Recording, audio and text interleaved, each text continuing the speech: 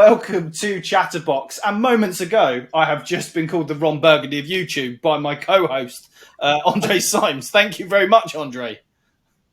No worries. And how's it, Ed? It's good. I love that. How's it, Ed? But I think it's because I'm kind of a big deal and I have lots of books that smell of rich mahogany. That's what I'm going to go for on it. But I wanted to have a chat with Andre today because we were having there was a thread or an exchange that we had on Twitter recently where we skirted around the subject. And I said, well, actually, why don't we chat about this in a bit more detail on an episode of CHATTERBOX. Quick plug for the show there.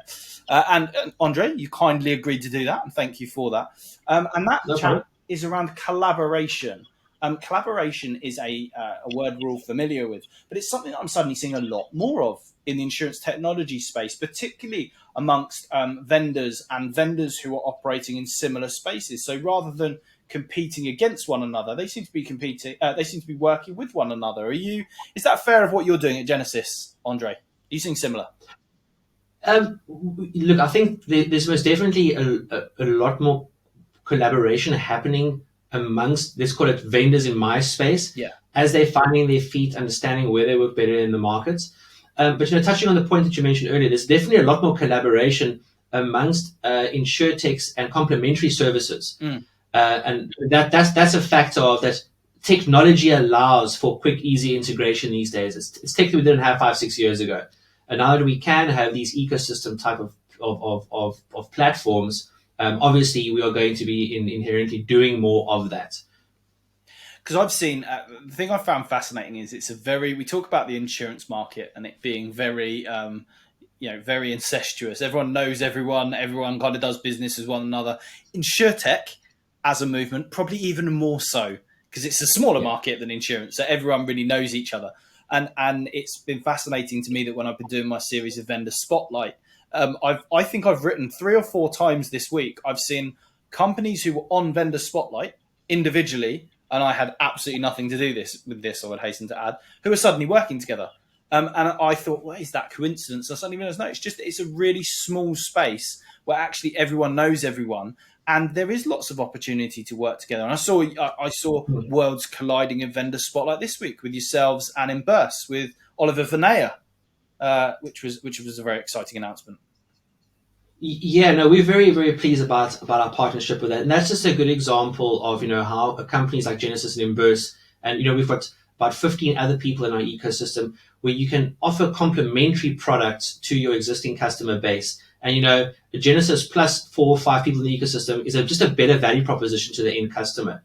Whereas, the traditional model would have been for insurance technology firms like ourselves would be to go, let's go and build everything. Let's go build best of breed payment gateways. Let's go build best of breed rating engines.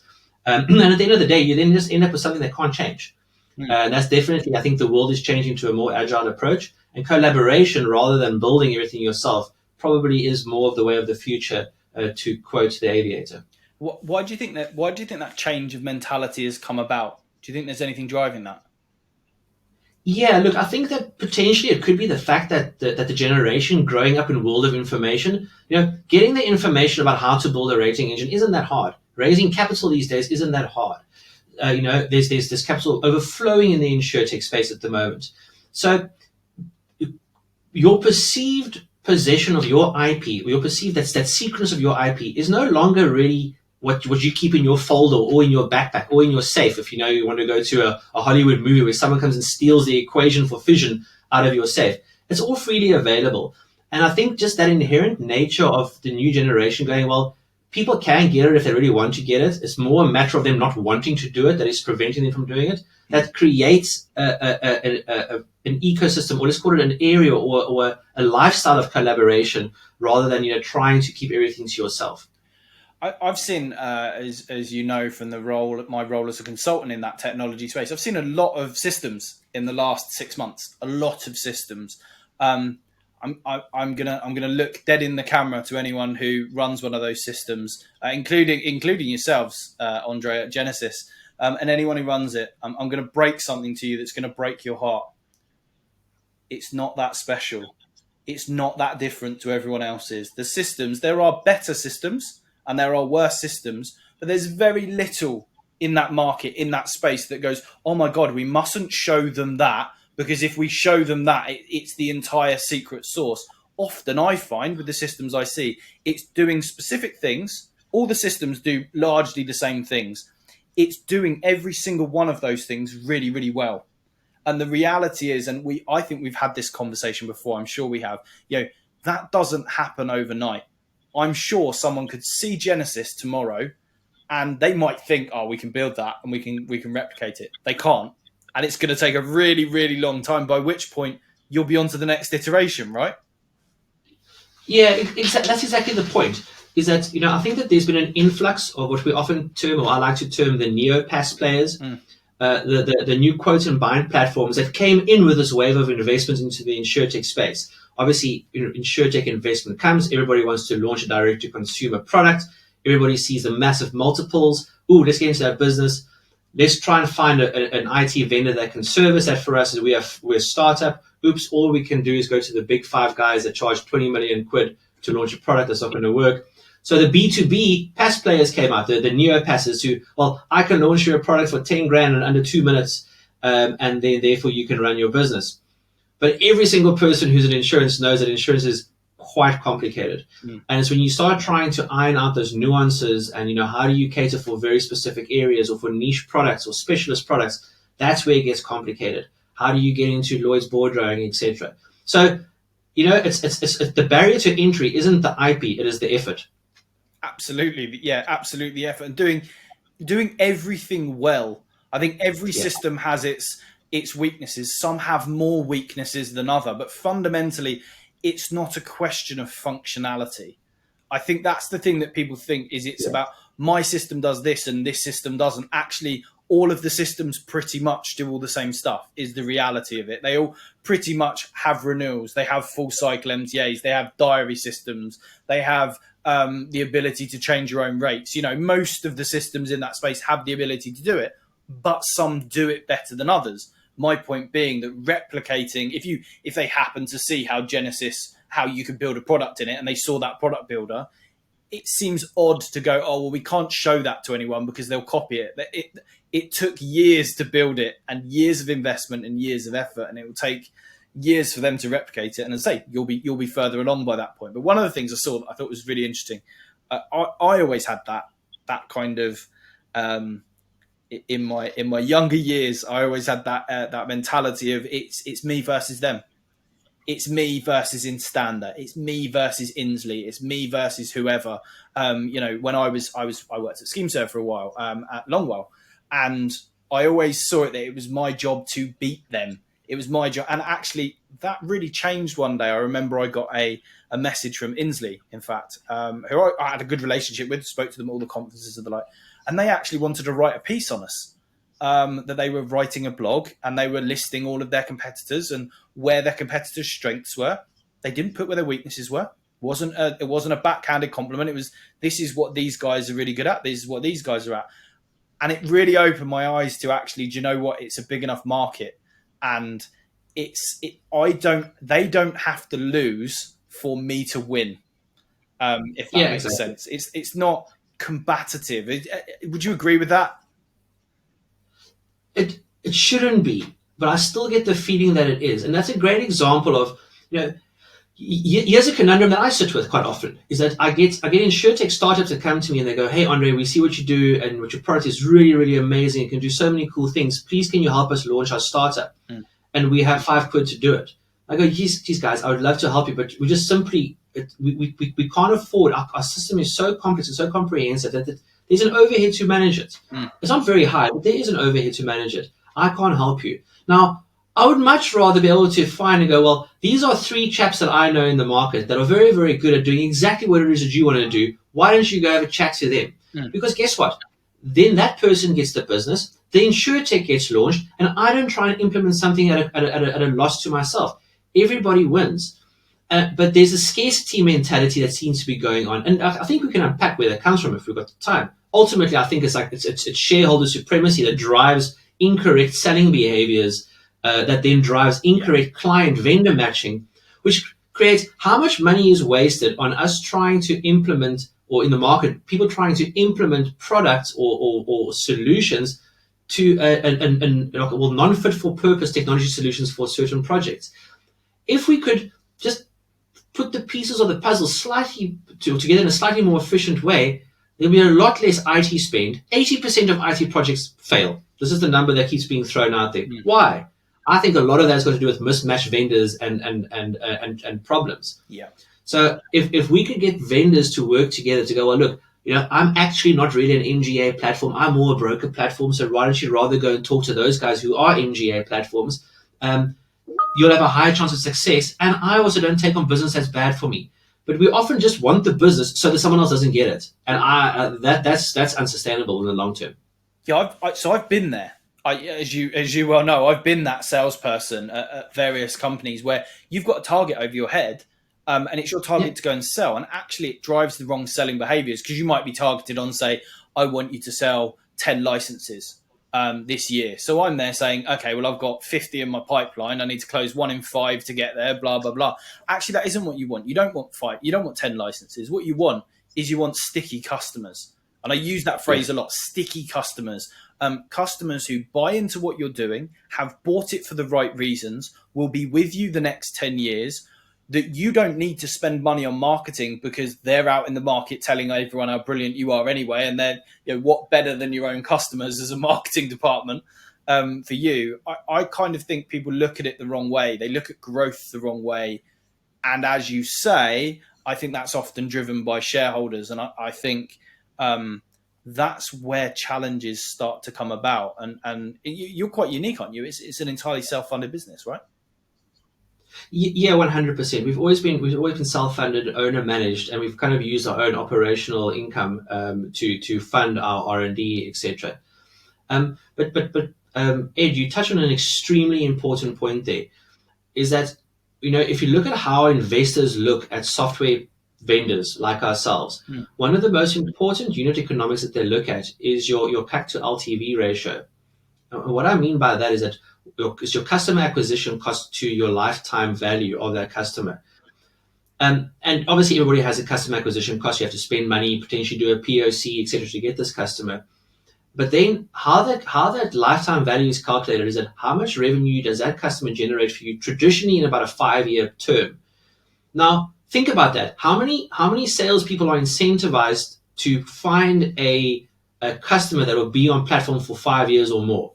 Their commission is long gone. There's no clawbacks. There's no sort of long-term incentive, which is ultimately what you want. So you're actually incentivizing your sales guys to go out, or sales team, guys and girls, to just go and get business, and then potentially you're going to end up with churn, which is a very big negative when the investors look at you again.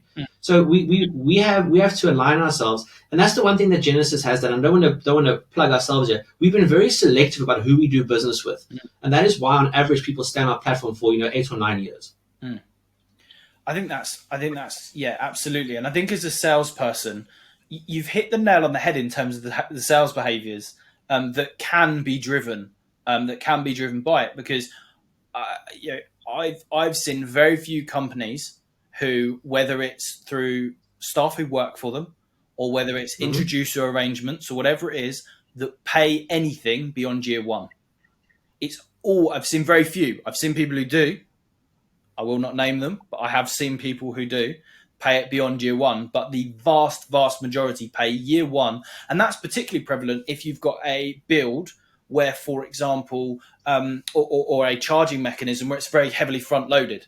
So let's say you have a big setup cost and then it's just a small ongoing maintenance every year. So actually, if I'm looking at that as the salesperson, and I'm being really cynical, I'm being really critical of salespeople, perhaps unfairly. There are good salespeople out there, absolutely, that do the right things, but let's just look at the primitiveness of the behavior of it and what it will drive ultimately, or what it's encouraging. That's the important point. It doesn't mean salespeople do it, just means that this is what it's encouraging, is that they look at that big upfront bunts and all they're thinking is, as soon as I get them on the contract, I'm disappearing, because there's no money in it for me beyond point one. I get through that first bit, I get the contract signed, we deliver, and then after that, I earn nothing from it, so I have no interest in it. And I think that drives the wrong mentality as well. I think you're right. If it's a 5-year contract, pay your salesperson over 5 years so that they are looking at it going, amazing, I signed them on day one, And on day 5, I still care about them every bit as much because I'm earning as much off them this month as I did in month 1, 36 months on, 72 months on, whatever it might be. I think you've hit a really, as a salesperson, I can tell you're absolutely right. I would be 100% because it's like a passive income then. Yeah, absolutely. Look, I think if you can, the challenge there is that there are some really, really good salespeople out there, as you know. But the one thing that the good salespeople tend to do, they tend to move around a bit as well. So, you don't really have them on book for more than a couple of years. So they're never going to really see out their 5-year commission term if you want to put them on that, which I think would be great. I would love to put a sales guy or girl onto a commission structure for 5 years. It's brilliant. Build a passive income. The more money you make, the more money we make. Brilliant. But I think there's ways of getting around that too. Potentially at point of sale, you could have a multiplier, like a matrix of, is there a culture fit? Is there a product fit? And you can kind of get to a metric of that potentially, that they're an 89% fit for vendor X. Well, then someone gets a 1.5 times kicker on the commission. I think there's ways of managing around it. Point being is, we need to just do that. We need to drive and change those behaviors. Because the last thing I want to do is for someone to go and try and sell Genesis to a non-fit for purpose customer, and then we have to deliver something that we can't really do, and then they end up unhappy, we end up unhappy, and not making money, and then it's a brand damage exercise. I think what you've explained there, and we're massively digressing, but I think it's interesting. So I'm going to carry on down this rabbit hole because I'd rather talk about interesting stuff than not. But as a salesperson, I think you've touched on a really important point. Salespeople jump around. Why do salespeople jump around? Because at the end of every year, their earning potential goes back to 0. At the end of every financial year, they have to start again, finding a way to hit their salary. Now, if the question is, if I'm your salesperson, let's say I join you on £25,000 a year, and I'm getting, for argument's sake, 10% on everything I bill. Right. So at the end of year 1, I make 10 grand in commission.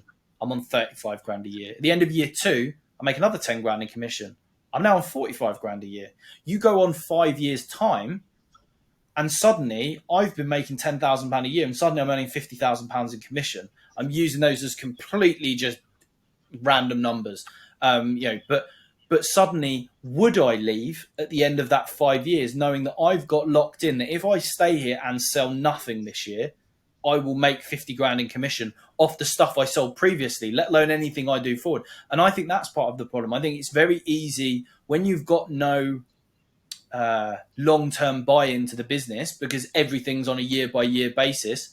Of course you leave year by year because why would I not? I can leave at the end of the year and I can start from 0 here or I can start from 0 there.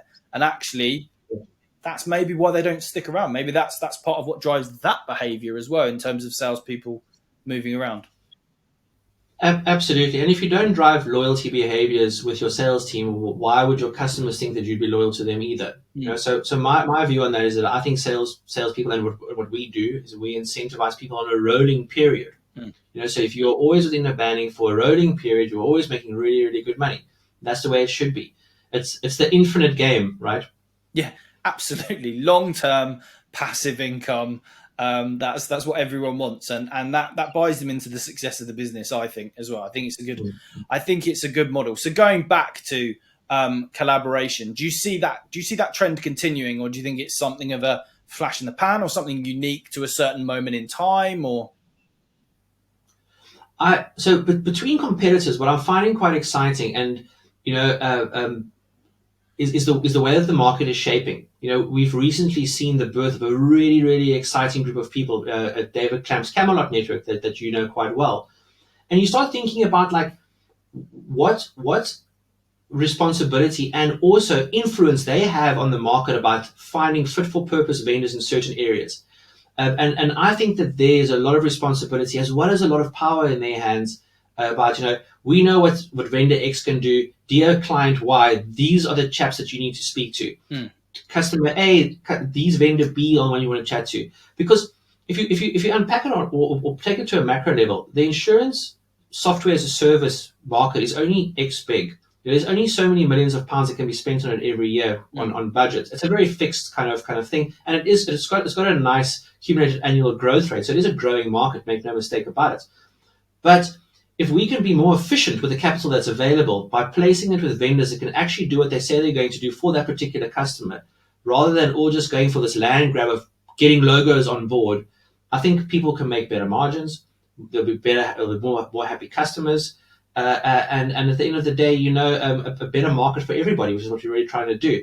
But independent consultants, which I was trying to get to, can really, really help with that, as long as they truly remain independent, which I think is very important.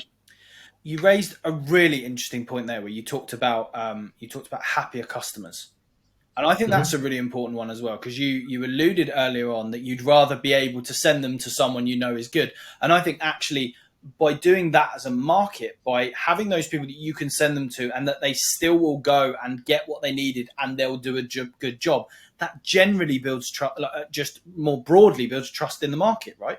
So it builds more trust in buying from technology vendors in insurance, which, let's be honest, it's a mixed bag at the moment. There is a mix, you hear lots of horror stories, you hear lots of dissatisfied purchases, and I've talked to you before that I think that's a two-way street. I think buyers need to get better at buying, as well as sellers at selling, and we need to kind of find a way to get them to meet in the middle. But I always think that that's the case. I always think that from a selling perspective that's where we're at with it. So any views on that? Yeah, no, absolutely. It's exactly that. But I think the challenge there, as you say, is also, about buying the right thing and selling the right thing.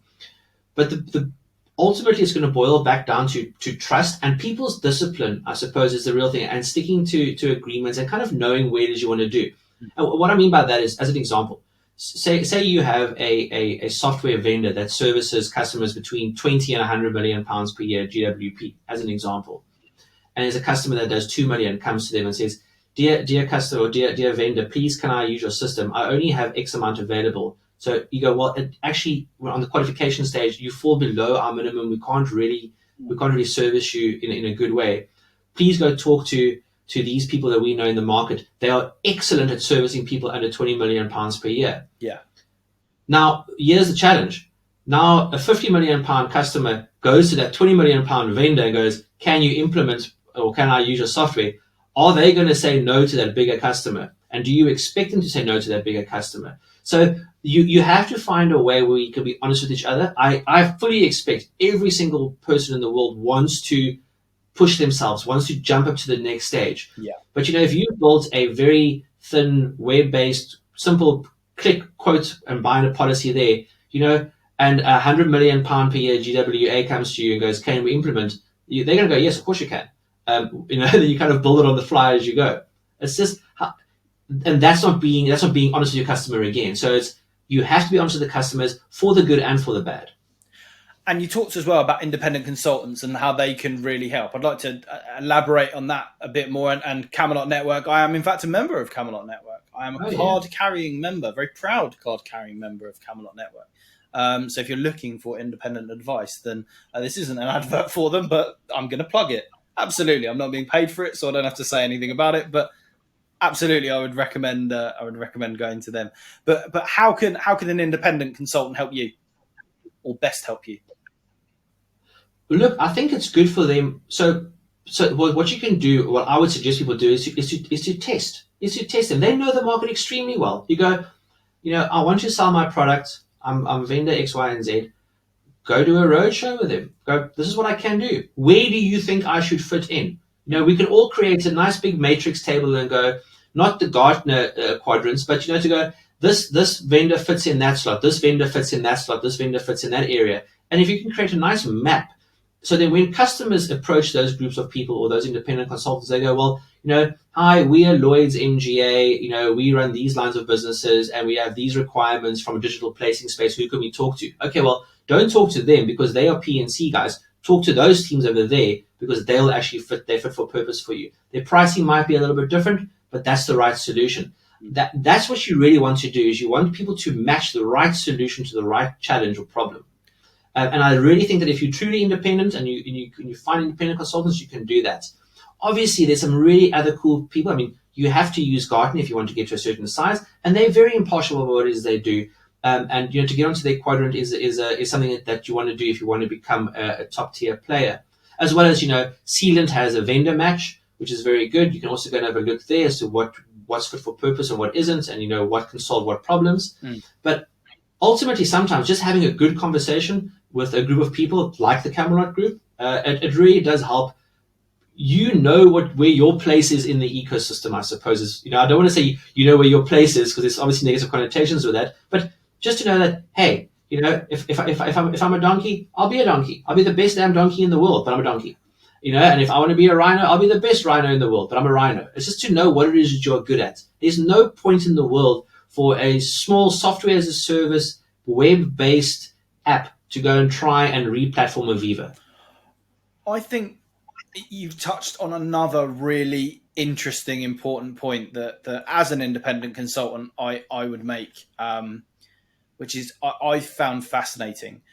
What you've alluded to is know your lane, know your position, know your place in the market. My experience is I don't think people do. I actually think I'm seeing a lot. I see a lot from vendors.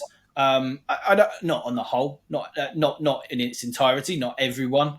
But I think there's a lot of delusion. I think there's a lot of we're the best in the market and we're amazing and no one can touch us and we're excellent and we're brilliant at everything.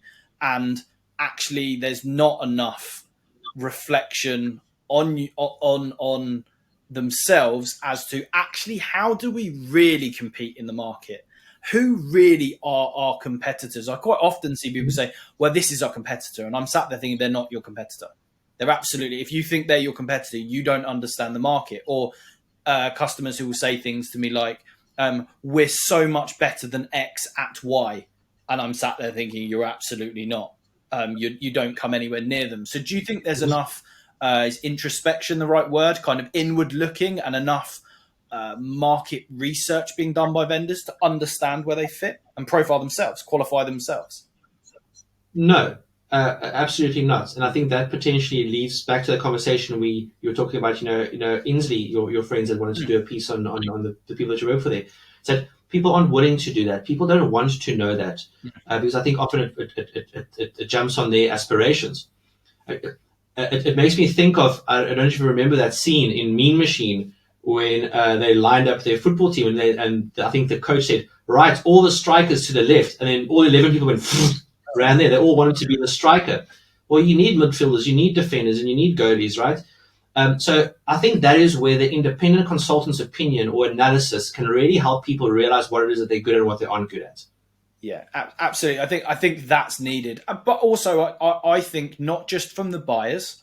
I would like to see, I mean, of course I would, because I'm an independent consultant. Why would I not want this? But I do think there is definite value from the vendors working with the people in the market who are impartial, who have seen lots of systems, who have that understanding to get genuine, valid feedback on where their place is in the market. I thought it was I thought it was fascinating, the response I had to, you'll have seen, well, of course you will, because you were on that list. But my list of top 5 vendors that I put out, that would be the people that I would call for varying reasons. It's not to say they're the absolute 5 only solutions you should look at and that everyone else is rubbish. It was just, if I set up an MGA tomorrow, this is who I would call. And I found it really fascinating to see the response to that. And the one that I absolutely love, and shout out to him for this, was Alex Estengo at Cloud Insurance, Alex is great. Alex actually took over from me at 𝗂𝗪𝗂𝗅, which was by coincidence, and now finds himself at Cloud Insurance. And I loved his approach to it. He just messaged me and he said, and this is what I think we need to see more of, right? He said, I absolutely get that we weren't on the list. It's a top 5. You can only have 5 in a top 5 by its very nature. But what I'd really love to understand is, where do you think the weaknesses are that would allow us to get onto that list next year? Why do you think those ones perform better, or this one perform better? And I think that's a real humility and a real, it's a chance to learn. And actually, if I'm sat there, because the reality is I could have been sat there saying, well, I don't like this about the system, or I don't like that. And I might have had a really strong view on something that they were fundamentally missing, that they were blinkered to, and they didn't know that someone independently looking at the system would feel that way. I just thought it was a really a really mature, a really humble way to kind of look at, okay, we're not on there, we're over it, it's fine. How can we get on it? What's your view? What can we learn from this? How can we get better? And I think that's a big thing about introspection, and a big kind of looking at yourselves. Yeah, and how refreshing to hear that, that Yeah. people do that. But the big question is that, firstly, is it even a list you want to be on? That's the thing. Just because a list exists doesn't mean that I need to be on it. Do you know how often I get people asking us, why isn't Genesis on the top InsurTech 100 lists? Well, number one, because we don't apply for it, because we don't want to be on an InsurTech list. Yeah. And we're also not willing to pay to be on those lists. So it's like, pick the list that you want to be on and then be the best at that one. That's what I meant about, the donkey and the rhinos. And I want to be the best MGA platform that there is. Well, damn it. Well, then I'm going to do everything I can to be that. I want to be the best tier 4, tier 5, tier 6 insurer platform. Well, I'm going to do that. But, you only very special cases, can you sell across industry quite well? And those cases do exist. Make no mistake about it. But the majority of the people who are, let's call it, less than 5 years old, simply haven't had the time to develop all the fundamental capabilities that you require to play in the broking, MGA, and insurer space. So just pick a lane, and ultimately, if you do want to play in multiple ones, we'll merge. There's all these options, but there's no point in a young broker platform going and selling themselves as an insurer system. Yeah. That's just going to be tears all around. Yeah, absolutely. They're not going to win it. They're going to spend loads of time chasing that deal. They're not going to get it. They're not going to compete. They're not going to pass due diligence. It doesn't make sense. Equally, like you said, at the top end, why are you going to mess around with someone who's got a budget for £250 when it costs you X amount to implement every year and that you're going to do it at a mass? It just doesn't make sense. And I think that's why that introspection needs to help. And I think that's why there is so much room for collaboration, because actually the part of the market that's now, I think, a little bit underserved is the smaller end of the market. And at one point, that was the one that was saturated. That was completely saturated with vendor after vendor going, yeah, we're sub £2,000 a month, and that's probably about the price point in there. We're sub £2,000 a month. We'll deal with schemes from £500,000 up to £10 million or whatever it might be. That was a really fiercely contested, and all those vendors who had success at that have now kind of evolved, have improved their systems, and are now kind of in a mid space, I would call it.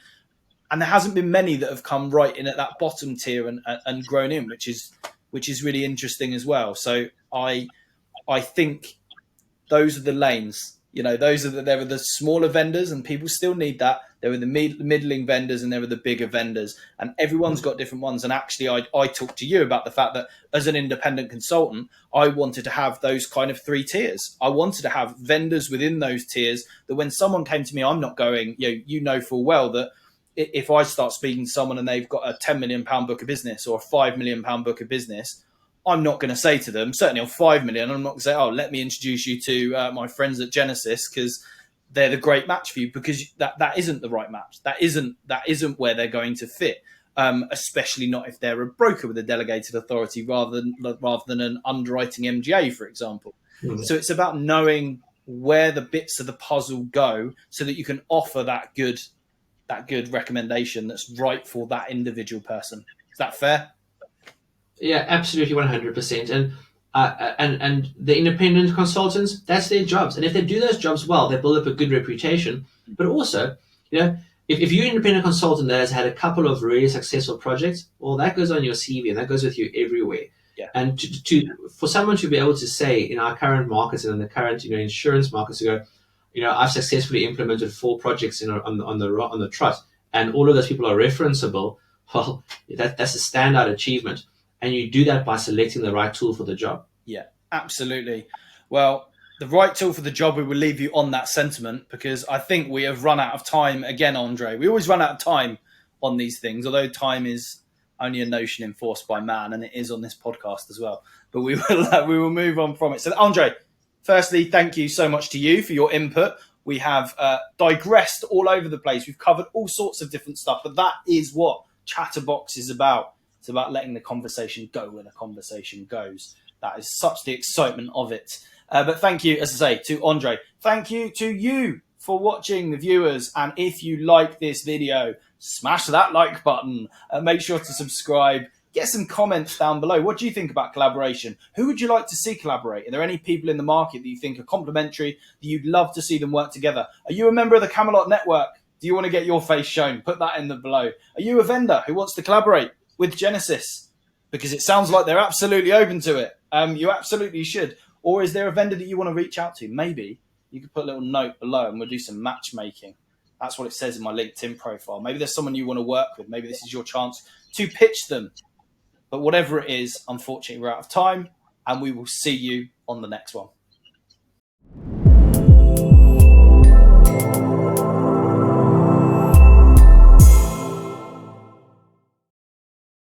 Well, you're a glutton for punishment, staying all the way to the end, but I really appreciate it. Now, if you want more content like this, please make sure to subscribe over here, somewhere. Am I anywhere near it? Not sure. Or watch one of the extra videos up here.